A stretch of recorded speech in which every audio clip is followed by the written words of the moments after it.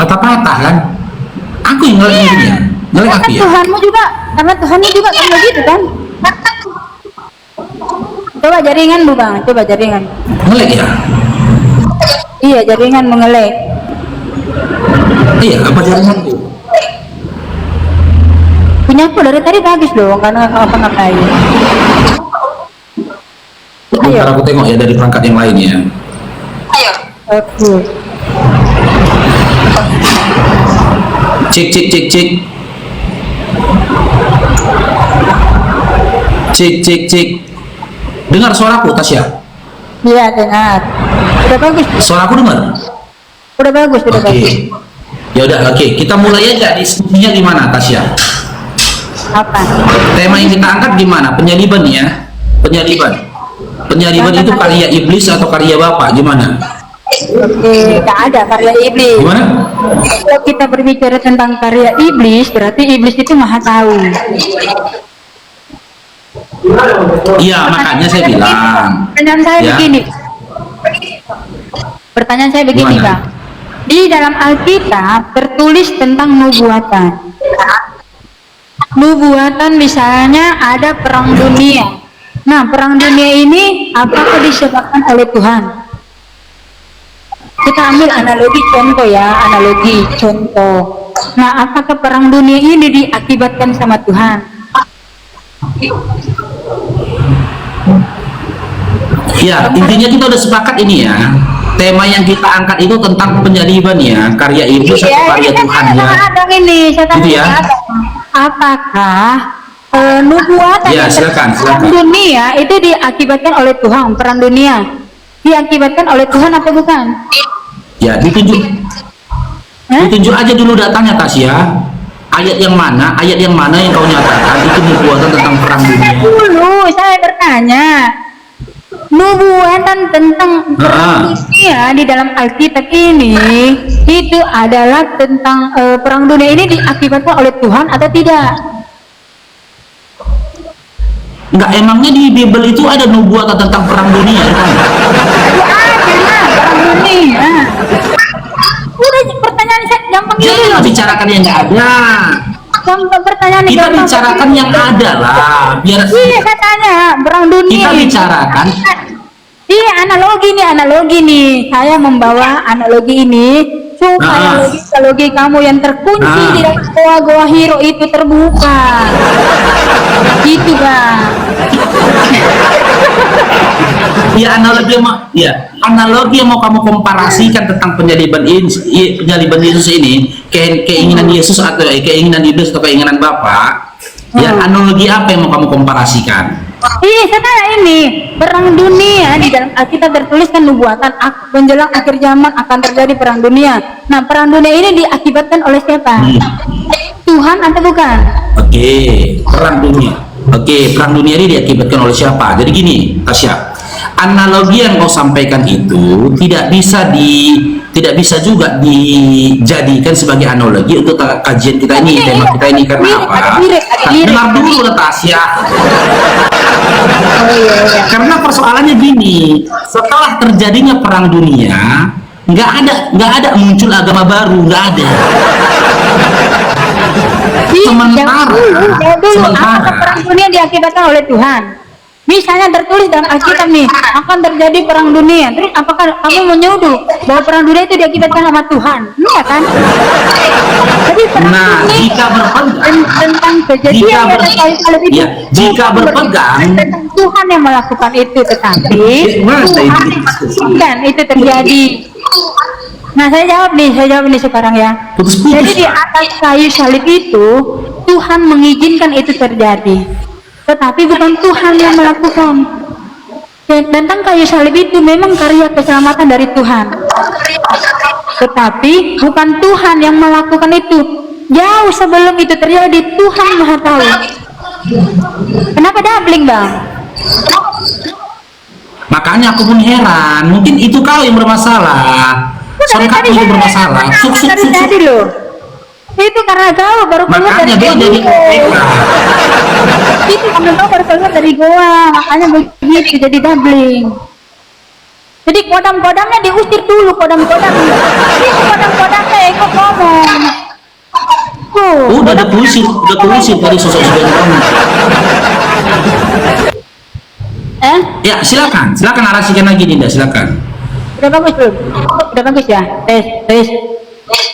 Udah bagus? Itu masih? Iya. Masih tuh. Masih. Enggak, yang nggak jelas suaranya siapa? Aku atau kau? Doubling, dari saya ngomong terdabling gitu. Oh, dia coba aku matikan suara, aku mute aku ya. Aku mute Ya. ya. Nih, saya pakai data aja ya. Nih, saya pakai data nih. Jadi saya jelasin dulu lah. Berbicara tentang kayu salib itu bukan karya siapa-siapa, tetapi tentang keselamatan itu memang dari Tuhan itu sendiri. Jadi sesuatu yang terjadi di dalam peristiwa kayu salib itu adalah seizin Tuhan. Ya, seizin Tuhan. Tuhan itu jauh sebelum itu terjadi, Tuhan sudah maha tahu. Ya, karena Tuhan yang maha tahu, maka dia itu bernubuat. Ya, dia nabi-nabi itu bernubuat, mendapatkan wahyu dari Tuhan itu sendiri tentang apa yang akan terjadi di atas kayu salib ini, apa yang akan terjadi nanti. Itu semua sudah tertulis dalam Alkitab. Jadi karena Tuhan itu maha tahu. Kalau kita mengatakan itu adalah karya iblis, berarti iblis itu lebih maha tahu. Kalau saya mengatakan itu karya Tuhan, itu berarti Tuhan bekerja sama dengan iblis. Malah dua-duanya. Jadi tidak ada yang benar di antara Pak Bom dan RSTP. Yang benar adalah perempuan, karena perempuan selalu benar.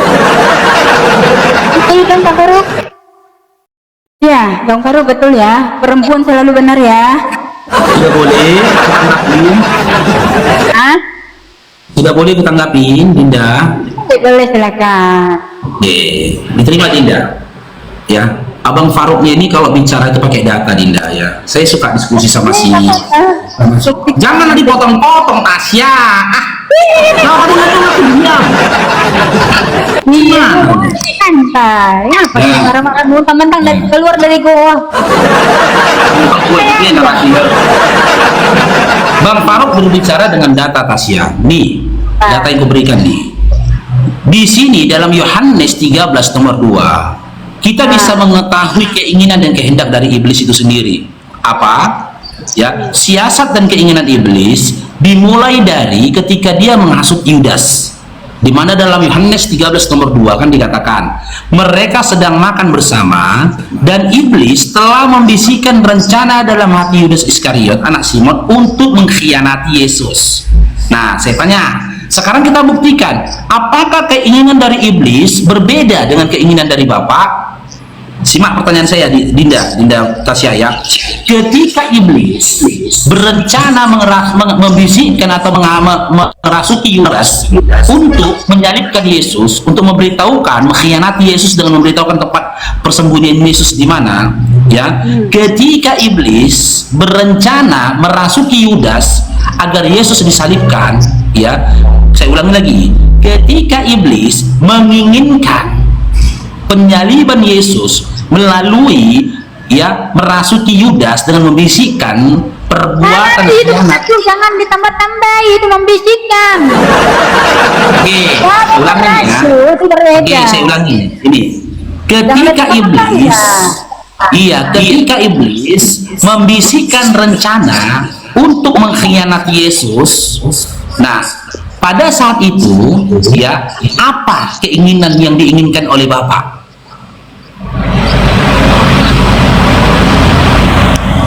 Tasya, saya ulangin ya. Ketika iblis membisikkan rencana ke dalam diri Yudas untuk mengkhianati Yesus, apa keinginan Bapa pada saat itu? Ingin menghancurkan iblis itu sendiri. Benar, ini hanya ada. Sebentar dulu Tasya, kamu jangan menjawab di luar konteks ya. Ketika iblis merasuki Yudas untuk mengkhianati Yesus, jika memang keinginan dari Bapa itu berbeda dengan iblis, maka jawaban yang kamu berikan adalah keinginan dari Bapa supaya Yudas itu setia kepada Yesus. Itu jawaban yang ada di dalam konteks. Tapi kamu jangan berupaya lari dengan memberikan jawaban di luar konteks. Saya tanya sama Tasya lagi, ketika iblis membisikkan rencana jahat dalam diri Yudas untuk mengkhianati Yesus, apa keinginan Bapak pada saat itu? Keinginan Bapak ini. Iya. Keinginan Bapak. Jawab dulu bentar Tasya. Tasya, bentar Tasya. Melanjutkan rencana iblis. B. Mematahkan rencana iblis dengan menjadikan Yudas itu setia kepada Yesus. Iya, nggak usah pakai A, B, C, D, saya sudah tahu jawabannya. Ya, silakan. Apa keinginan Bapak pada saat itu? Silakan. Ya, dengar. Kedatangan Tuhan untuk apa? Kedatangan Tuhan ada apa? Supaya ia membinasakan perbuatan-perbuatan iblis itu. Tetapi iblis itu di dunia ini ada iblis, ya. Penguasa dunia itu adalah iblis itu. Tinggal di dunia ini. Jadi manusia-manusia itu seperti Bang Paru itu biasanya dibisik-bisikin. Nah, orang-orang seperti itu, apakah Tuhan mengizinkan orang-orang pilihannya itu dibisiki iblis? Nah, kalau Yudas ini Tuhan mengizinkan itu, Bang. Tuhan mengizinkan itu terjadi. Iblis iblis membisikkan Yudas itu. Kalau misalnya ketika Yudas ini Tuhan sanggup gitu, Yudas ini Tuhan sanggup untuk apa ya? Untuk melindungi dia dari namanya godaan iblis. Sama seperti kisah Ayub. Kalau kita membaca dari ayat ini dulu, kita baca dulu ya. Barang siapa yang tetap berbuat dosa berasal dari iblis, sebab iblis berbuat dosa dari mulanya. Untuk inilah anak Elohim menyatakan dirinya, yaitu supaya ia membinasakan perbuatan-perbuatan iblis itu. Maka kamu bilang perbuatan iblis yang membisiki Yudas itu adalah rencana Tuhan. Sementara ayat ini di sini dikatakan apa? Kedatangan dia adalah untuk membinasakan perbuatan-perbuatan iblis. Jadi sama sekali iblis itu tidak pernah berjasa, saudara-saudara.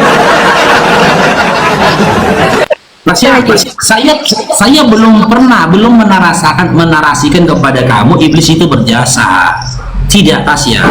Yang saya tanyakan tadi, berdasarkan, dengar dulu, berdasarkan Yohanes 13 nomor 2 tadi, ketika iblis berniat atau mengizinkan ke dalam diri Yudas untuk mengkhianati Yesus, apa keinginan dari Bapak pada saat itu? Yaitu untuk membinasakan perbuatan-perbuatan iblis. Jadi kedatangan Tuhan. Bukan nyambung. Gini. Dengerin. Tasya. Kita dulu, kasih kita 5 menit lah, ngomong lah. Ya, pulang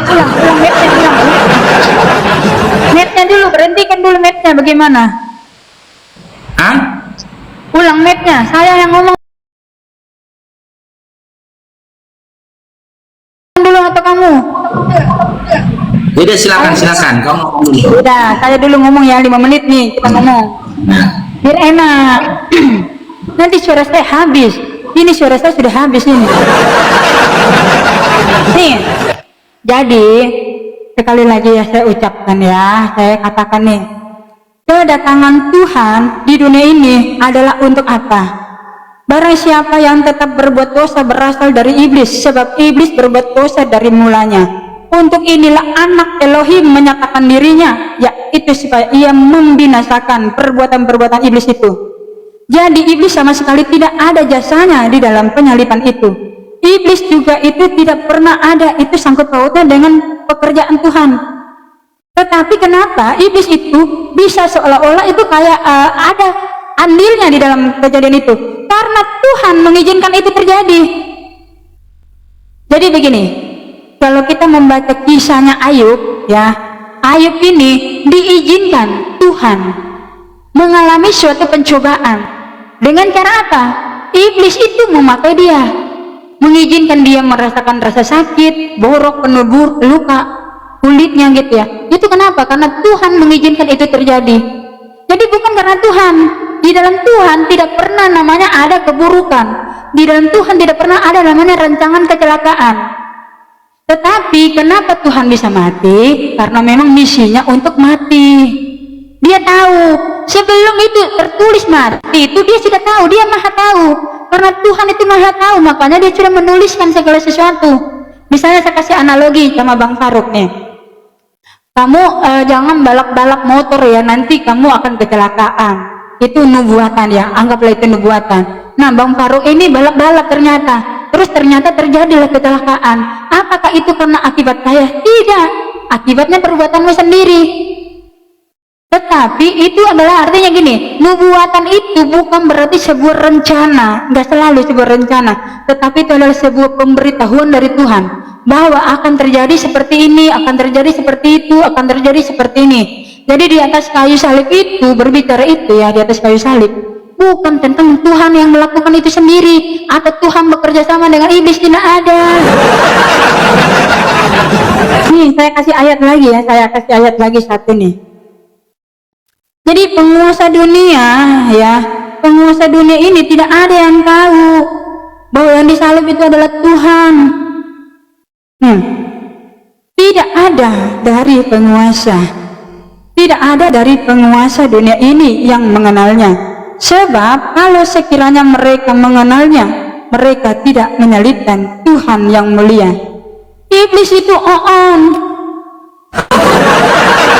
Kalau iblis itu tahu yang disalib adalah Tuhan, kemenangan Tuhan tidak akan pernah terjadi. Dan juga tentang keselamatan Tuhan tidak akan pernah terwujud. Itu. Jadi musuh Tuhan itu adalah iblis, bukan Tuhan mengutus jin atau setan. Jadi kalau ada Tuhan yang mengutus setan itu sudah pasti itu bukan Tuhan itu. Gitu. Jadi kedatangan Tuhan memang udah ditetapkan untuk mati. Karena sebelum itu terjadi, dia sudah tahu apa yang akan terjadi. 1000 tahun sebelumnya dia sudah tahu terjadi akan mati. Begitu Bang. Karena Tuhan kita jenius.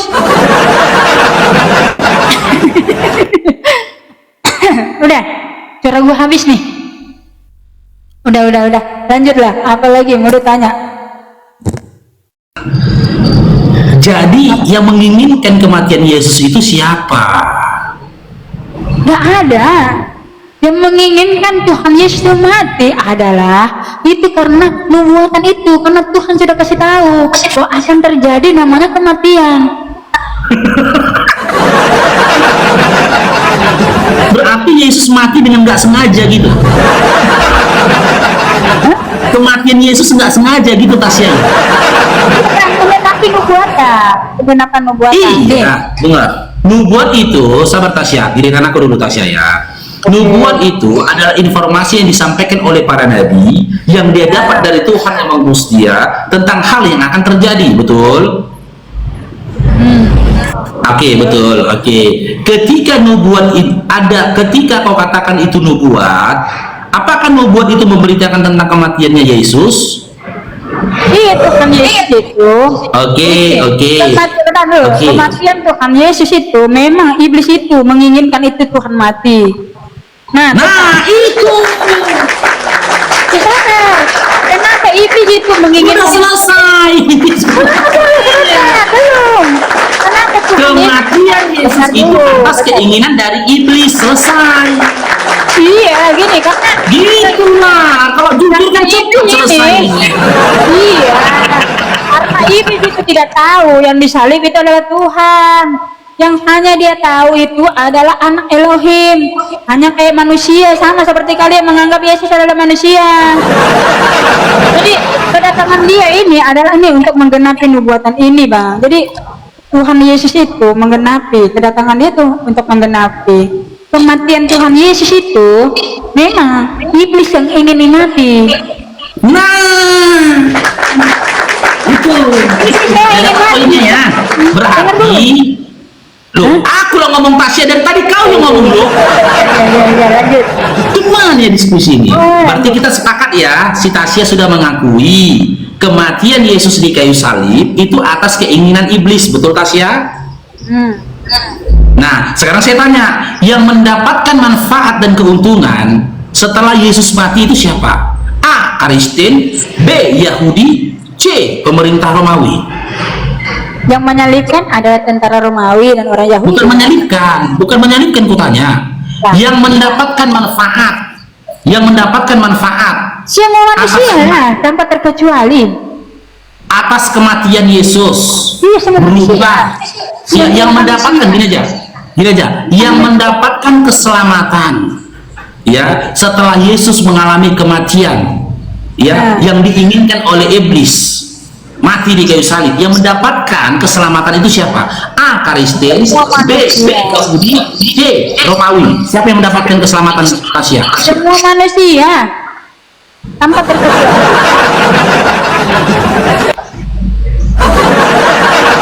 Benar. Tasya, gini aja Tasya. Antara iman dan Islam dengan Kristen kita bahas. Ya, yang mendapatkan keselamatan dari keinginan iblis mematikan Yesus di kayu salib itu siapa? A. Kristen, B. Islam. Semua manusia. Tuhan tidak pernah membawa agama.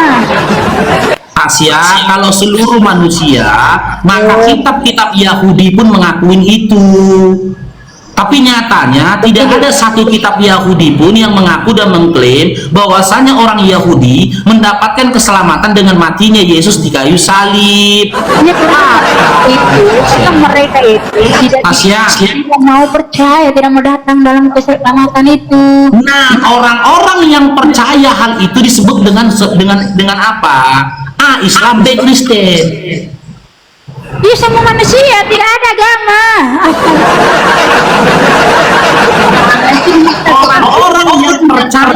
Orang-orang yang percaya dengan matinya Yesus di kayu salib untuk menebus dosa manusia itu disebut apa? A. Islam, B. Kristen. Semua manusia, Tuhan Yesus tidak membawa agama, satupun apapun agama. Saya tidak bilang Yesus bawa agama loh, Tas. Yohanes 5 ayat 40, kami baca Yohanes 5 ayat 40. Ini kasih kamu data lah. Ini. Makanya saya bilang, Tasya, boleh saja kau jadi Kristen, tapi pada waktu yang sama kamu jangan berupaya jadi penipu. Penipu? Benar kan? Penipu di sini apa? Nih.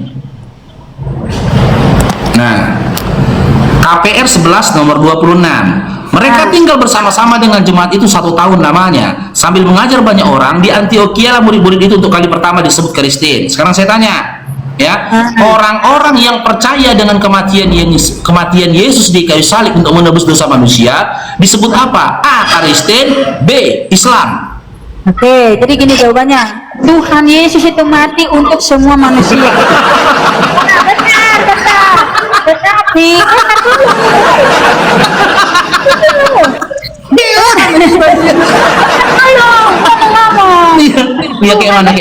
Tuhan Yesus itu mati di atas kayu salib untuk semua manusia. Tetapi orang-orang yang mempercayai itu memang itu disebut Kristen. Nah, ada datanya. Disebut dengan Kristen. Tuhan Yesus berkata, kamu menyelidiki kitab-kitab suci sebab kamu menyangka bahwa olehnya kamu mempunyai hidup yang kekal. Tetapi walaupun kitab-kitab suci itu memberi kesaksian tentang aku, namun kamu tidak mau datang kepadaku untuk memperoleh hidup itu. Jadi pertanyaannya di sini adalah orang-orang seperti kayak Bang Faruk tidak mau datang kepada Tuhan Yesus.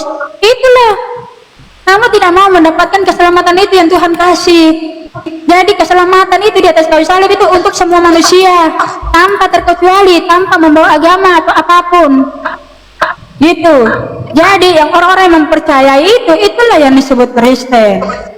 Paham ya? Oke, ini udah kemana-mana diskusinya. Oke, coba saya tanya sama si Tasya ya, dengar ya. Narasi yang mengatakan Yesus mati di kayu salib untuk menebus dosa seluruh manusia, narasi itu dikatakan oleh siapa? A. Bapak, B. Yesus itu sendiri, C. Murid-murid, atau D. Paulus. Yang mengatakan narasi ini siapa? Tasya. Narasi apa? Narasi apa? Tentang apa? Narasi tentang apa? Narasi yang mengatakan Yesus mati di kayu salib untuk menebus dosa manusia. Ya, narasi itu disampaikan oleh siapa? A. Bapak, B. Yesus, C. Murid, atau D. Paulus? Tuhan lah. Hah? Tuhan lah. Iya, Tuhan siapa? Tuhan siapa? Ya Tuhan Yesus. Yesus ya. Yesus sendiri berarti yang menarasikan kan? Gak ada suaramu Tasya? Suaramu gak ada. Aduh, pura-pura rusak lah soundcard nih. Berarti yang menarasikan itu Yesus ya. Ana pura-pura ngelek lagi itu. Tanteku. Iya, berarti yang menarasikan, yang menyatakan atau mengatakan Yesus mati di kayu salib untuk menebus dosa manusia, itu adalah perkataan Yesus itu sendiri kan? Benar? Tasya. Hei Tasya. Tanteku. Kan dimarahin kok kan sama pendetamu. Jangan diskusi lawan Faruk, kan dibilang. Tidak, tanteku telepon. Ada tanteku telepon. Iya, dilarang tantemu. Dilarang tantemu kok diskusi sama aku kan. Dia jawab dulu pertanyaanku Tasya. Tasya, jawab dulu pertanyaanku. Narasi yang mengatakan Yesus mati di kayu salib. Menamakan dia Yesus karena dialah yang akan menyelamatkan umatnya dari dosa mereka. Ya dari Tuhan itu sendiri, Bang. Tasya, saya tanya. Salib itu dari Tuhan itu sendiri. Ya sabar dulu Dinda, sabar dulu. Yang saya tanyakan Dinda, ketika ada narasi mengatakan Yesus mati di kayu salib untuk menebus dosa manusia, narasi ini berasal dari siapa? A. Dari Bapa, B. Dari Yesus, C. Dari murid, atau D. dari Paulus? Dari siapa Tasya? Dari Tuhan, Bang. Dari Bapa gitu. Tidak ada dari narasi dari manusia itu tidak ada. Nih. Oke, dari Tuhan itu sendiri. Kita baca dulu ya. Yohanes 1 ayat 29. Pada keesokan harinya Yohanes melihat Yesus datang kepadanya dan ia berkata, "Lihatlah anak domba Elohim yang menghapus dosa dunia." Jadi di atas kayu salib itu berbicara tentang apa? Tentang menghapus dosa dunia. Seluruh umat manusia tanpa terkecuali, bukan hanya Kristen, Islam, Hindu, Buddha, bukan, tetapi semua manusia tanpa terkecuali. Cuma pertanyaannya, apakah kamu mau datang memperoleh hidup yang kekal itu? Nah, seperti ayat yang tadi saya katakan. Oke, saya tanggapi Tasya ya. Saya tanggapin ya, pelan-pelan Tasya ya. Tadi saya bertanya sebelumnya kepada Tasya, narasi yang mengatakan Yesus mati di kayu salib untuk menebus dosa manusia itu bersumber dari siapa? A. Dari Tuhan, B. dari Yesus, C. dari murid, atau D. dari Paulus? Tasya menjawab dari Tuhan dengan data Yohanes 1 nomor 29. Ini kita buka tadi datanya Tasya ya. Ingat ya teman-teman ya, Tasya bilang dari Tuhan dengan data Yohanes 1 nomor 29. Apa isinya? Pada keesokan harinya Yohanes melihat Yesus datang kepadanya dan ia berkata, "Lihatlah anak domba Allah yang menghapus dosa dunia." Hari ini kita mengetahui teman-teman, ternyata Tuhannya si Tasya adalah Yohanes.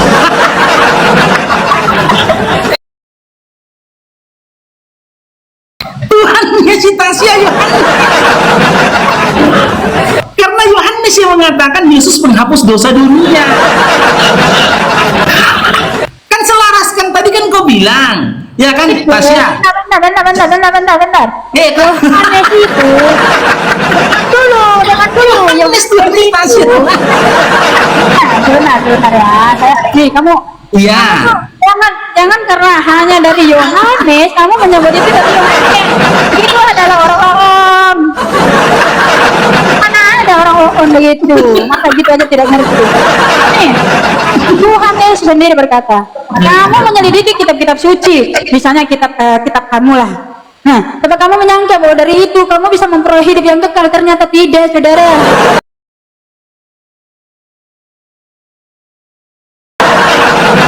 Nah, Yesus berkata berkata di sini apa?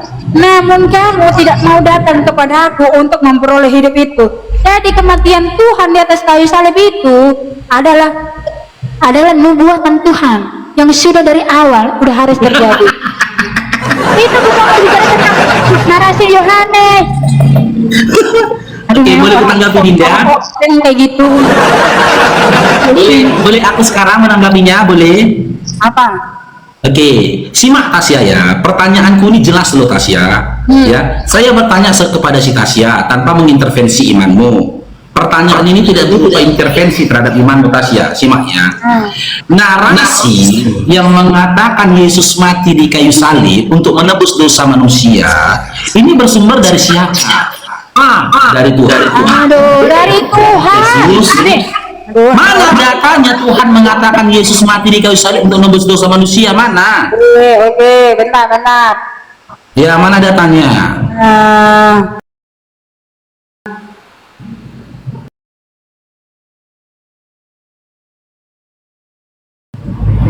Di mana? Sabar teman-teman. Sabar teman-teman. 3 ayat 12. Ketawa. Kasihan di kitab Yesaya belum ada Yesus lahir loh, ya Allah.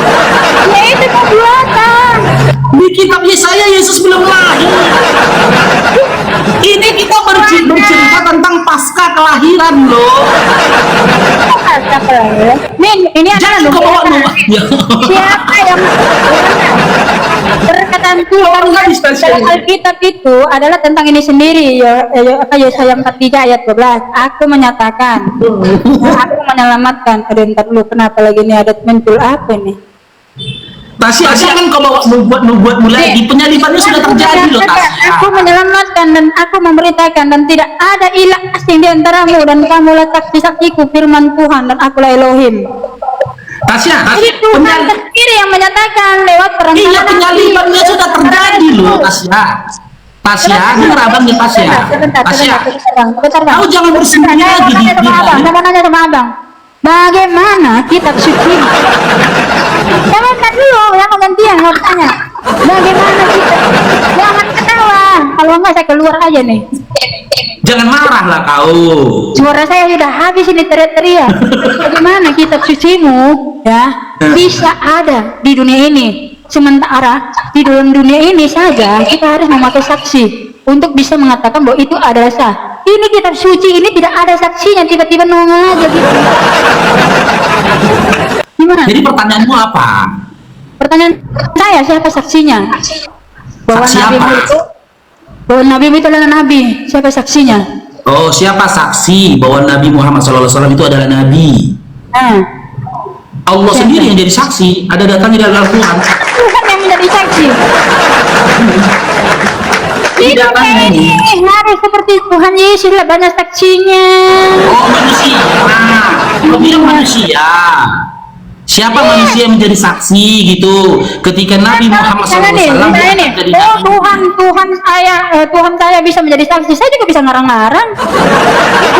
Makanya mau kau itu saksinya. Butuh data. Gak usah apa? Butuh data. Gak usah apa sih? Butuh data. Gak usah data. Butuh data. Telinga.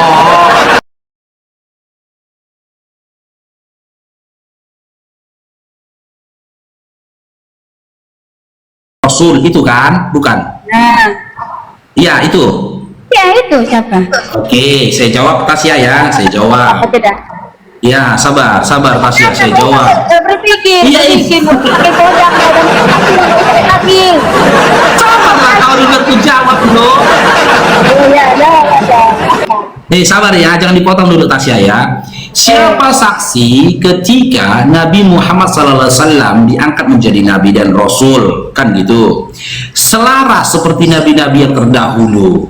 Ketika Allah juga dan kisah tertulis dalam Bibelmu juga di dalam kitab Kejadian, ketika Musa diangkat menjadi Nabi pun nggak ada saksi dari golongan manusia tak.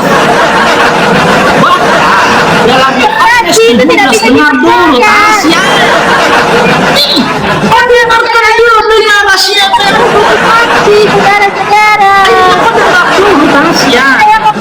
saya pergi dengan nih, ada gini, saya pergi misalnya nih, saya ke pengadilan nih, saya harus membawa saksi supaya apa? Itu sah. Ketentuan hukum itu harus sah, ada saksinya. Makanya Tuhan Yesus itu mengatakan ada 3 kesaksian. 3 kesaksian ini bukan berbicara tentang 3 pribadi, tetapi itu adalah satu pribadi, itu Tuhan itu sendiri. Boleh saya jawab, Dinda? Jangan dipotong ya. Bentar dulu, tumben kodamnya adem-adem, tenang-tenang ini kodam. Ya, silakan lanjut. Begini Tasya, ya buat teman-teman Kristen bisa menyaksikan ya. Ketika aku berdiskusi kepada teman-teman Kristen, narasinya itu tidak mengarah kepada penghujatan, aku akan seperti ini. Tapi kalau narasinya itu mengarah kepada penghujatan, penghinaan terhadap Tuhanku, Nabiku, dan juga Quranku, maka narasiku akan lebih pedas daripada ini. Gitu loh. Ini buktinya teman-teman. Setauku, ini setauku. Ya dengar dulu, makanya dengar Tasya. Sepanjang aku mendengar, aku buka komal si Tasya ini, aku belum pernah dengar lisan dia tuh menghina Nabiku, menghina Quranku, belum pernah. Nah, belum pernah. Makanya beginilah gaya diskusiku sama Tasya. Tapi kalau aku dengar dia di penghujat, habis. Jangankan imannya, harga dirinya pun harga dirinya pun akan kuinjak-injak. Nanti jadi gerunduk. Tapi karena bukan menghujat. Masalahnya begini Bang Faru. Saya nanti digeruduk, kecantikan Korea saya nanti hilang. Ya sabar Dinda, saya jawab ya. Saya jawab Tasya ya. Si Tasya tadi bertanya kepada kita teman-teman, siapa yang menjadi saksi ketika Nabi Muhammad SAW diangkat menjadi Nabi dan Rasul? Saya jawab, seluruh para Nabi dan Rasul ketika mereka diangkat menjadi Nabi dan Rasul, itu tidak ada saksinya dari golongan manusia, tidak ada. Akan tetapi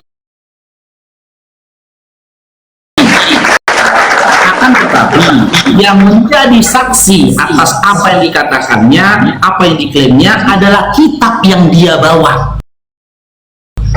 Kitab yang dia bawa. Di dalam kitab yang dia bawa dipastikan akan ada legalitas dari sosok yang mengutus dia, yang menyatakan dia adalah utusan. Lantas apa buktinya Faru yang memuatkan narasimu? Nih, ya bukti dari yang memuatkan narasimu itu ini. Aku mau bertanya Bang, aku mau lanjut bertanya. Tunggu dulu Tasya, biar rampung dulu, biar rampung dulu narasiku. Tunggu dulu. Paket dah mau habis lagi. Nih, contoh ini ya. Nih, ketika Yesus mengklaim dirinya adalah utusan yang diutus oleh Allah, ya, Yesus juga tidak memiliki saksi. Dia hanya mengklaim. Dengar ya, kita komparasi ya. Apa ya Tasya ya? Ini klaim sepihak dari Yesus. Karena Yohanes 17 nomor 3, ini perkataannya Yesus. Inilah hidup yang kekal itu, bahwa mereka mengenal engkau satu-satunya Allah yang benar, dan mengenal Yesus Kristus yang telah engkau utus. Ini pernyataan sepihak dari Yesus. Karena apa? Karena setelah dari ini, mulai dari kitab Matius sampai dengan kitab Lukas, Bang Farouk tidak menemukan satu narasi pun atau satu informasi pun, bahkan validasi di mana Bapak mengatakan inilah Yesus yang aku utus itu. Tidak ada. Ya, ini berarti apa yang dikatakan Yesus dalam Yohanes 17 nomor 3 ini hanya klaim sepihak dari Yesus. Sementara legalitas yang dimiliki Nabi Muhammad SAW ini ya, nih legalitas yang dimiliki Nabi Muhammad SAW itu langsung bersumber dari Allah itu sendiri. Nih, yang pertama tertulis dalam surah Al-Adab 45, di mana di dalam original teksnya ini Allah memanggil dia, menyuruh dia dengan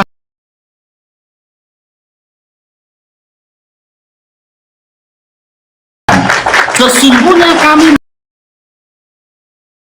mengutus engkau untuk menjadi saksi, pemberi kabar gembira dan pemberi peringatan. Kalau dikomparasi ya, klaim yang dikatakan Yesus dalam Yohanes 17 nomor 3 dengan validasi yang dimiliki oleh Nabi Muhammad SAW yang bersumber dari Allah itu sendiri, maka klaim yang dimiliki maka klaim yang dimiliki oleh Yesus itu terkalahkan. Dataku yang kedua, validasi yang dimiliki Nabi Muhammad SAW itu tertulis dalam surah Al-Fat ayat 29. Nih, Allah memberikan validasi kepada Nabi Muhammad SAW, di mana dengan tegas nama dia disebutkan langsung oleh Allah dalam bentuk original teksnya, dalam bentuk wahyu. Muhammad, kok pernah kok Tasya? Kok kena pelanggaran? Kena dia, weh.